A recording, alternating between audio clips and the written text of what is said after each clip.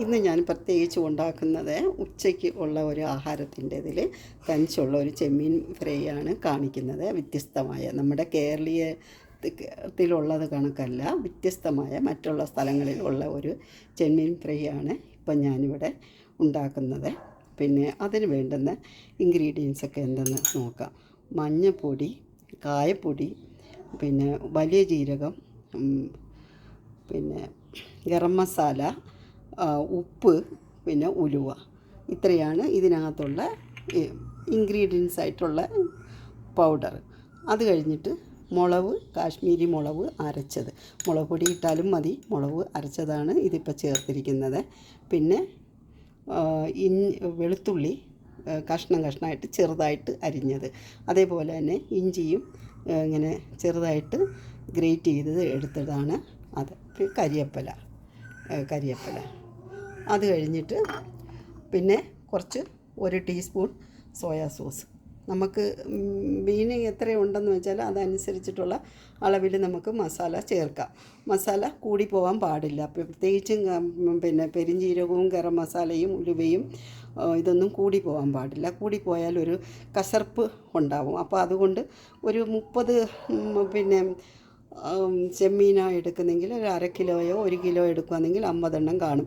50 എണ്ണം ഉണ്ടെങ്കിൽ എല്ലാത്തിനും 1 ടീസ്പൂൺ, ഇതിനും 1 ടീസ്പൂൺ ഇട്ടാൽ മതി. ഗരം മസാലയും ഇതൊക്കെ. മറ്റുള്ള സാധനങ്ങൾ മുളക് പൊടി എല്ലാം ഒരു 3-4 ടീസ്പൂണ് ഇടാം. ടീസ്പൂൺ എന്ന് വെച്ചാൽ ഇതല്ല, ഇതിൽ കുറച്ചും കൂടെ വലുത്. ഇല്ലെങ്കിൽ ഒരു കുത്ത് മുളക് അരച്ച് എടുക്കുന്നതാണ് ഞാനിപ്പോൾ എടുത്തത്. നമ്മുടെ കൈക്ക് ഒരു കുത്തായിട്ട് എടുത്ത മുളകാണ്. ഒരു 25-30 മുളക് കാണും, കാശ്മീരി മുളക്. ഇതെല്ലാം കൂടെ അരച്ച് പുരട്ടി ഒരു അരമണിക്കൂർ മാരിനേറ്റ് ചെയ്ത് വെക്കുക. ചെമ്മീൻ മാരിനേറ്റ് ചെയ്ത് വെച്ചിട്ട് എടുക്കണം. അത് ഞാൻ പറയാം. ഇതാണ് 1 കിലോ ചെമ്മീനുണ്ട്. 1 കിലോ ചെമ്മീനായപ്പോൾ ഒരു 50 എണ്ണം ഉണ്ടാവും. 50 ചെമ്മീനാണ് 1 കിലോ ഇവിടുത്തെ ബാംഗ്ലൂർ കിട്ടുന്നത്. ചിലപ്പോൾ ഒരു 45 ആയിരിക്കും. ഇതിലും കുറച്ചും കൂടെ വലുതാണെങ്കിൽ, ഇല്ലെങ്കിൽ ഒരു 50 എണ്ണം കാണും. അപ്പോൾ 50 എണ്ണത്തിന് ഉള്ള മസാല ഇൻഗ്രീഡിയൻസാണ് ഞാനിവിടെ പറഞ്ഞത്. പിന്നെ എന്നിട്ട് ഇതെല്ലാം കൂടെ ഞാൻ മാരിനേറ്റ് ചെയ്ത് വെച്ചിരിക്കുകയാണ്. ഈ മസാല എല്ലാം പുരട്ടി അങ്ങനെ വെച്ചിരിക്കുകയാണ്. അപ്പോൾ ഇത് ഒരു അരമണിക്കൂർ 1 മണിക്കൂർ മസാല പുരട്ടി വെച്ചതിന് ശേഷം നമ്മൾ ഇത് ഫ്രൈ ചെയ്യാൻ എടുക്കുക. നല്ല ചട്ടി വെച്ചു. ചട്ടി നല്ല ചൂടായതിന് ശേഷം നമ്മൾ എണ്ണ ഒഴിച്ചതിന് ശേഷം എണ്ണ നല്ല ചൂടായി നല്ല പോലെ ചൂടായതിന് ശേഷം ചെമ്മീൻ ഇതിനകത്ത് ഇട്ട് നല്ല കുറച്ച് ഫ്രൈ ചെയ്ത് ഇങ്ങനെ വരുമ്പോൾ അതൊന്ന് നമുക്ക് തിരിച്ചിടാം. എന്നിട്ട് ഒന്ന് നല്ല പകുതി ഫ്രൈ ആയിട്ടുണ്ട്. കുറച്ച് നാരങ്ങ നീര്, ഒരു പകുതി നാരങ്ങ നീര് ഒഴിക്കുക. അത് കഴിഞ്ഞിട്ട് സോയാ സോസ് ഒരടപ്പ്.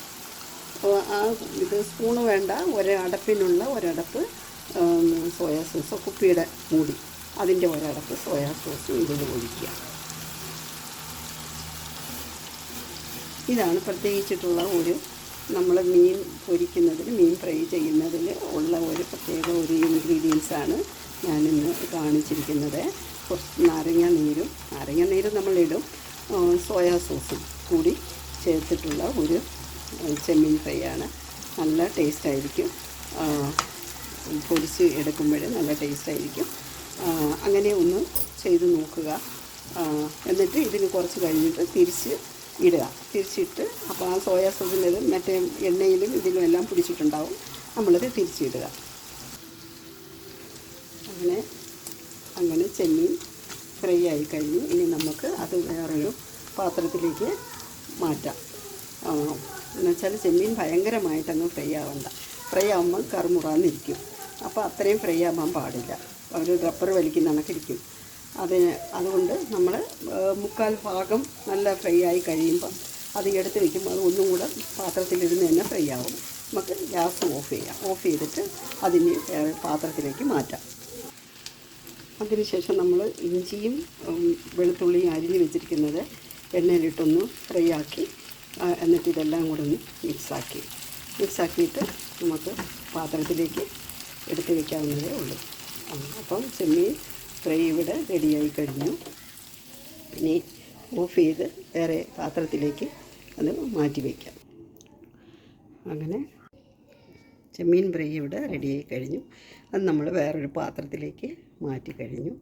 നല്ല ടേസ്റ്റാണ്. നിങ്ങളും ഒന്ന് ട്രൈ ചെയ്ത് നോക്കുക.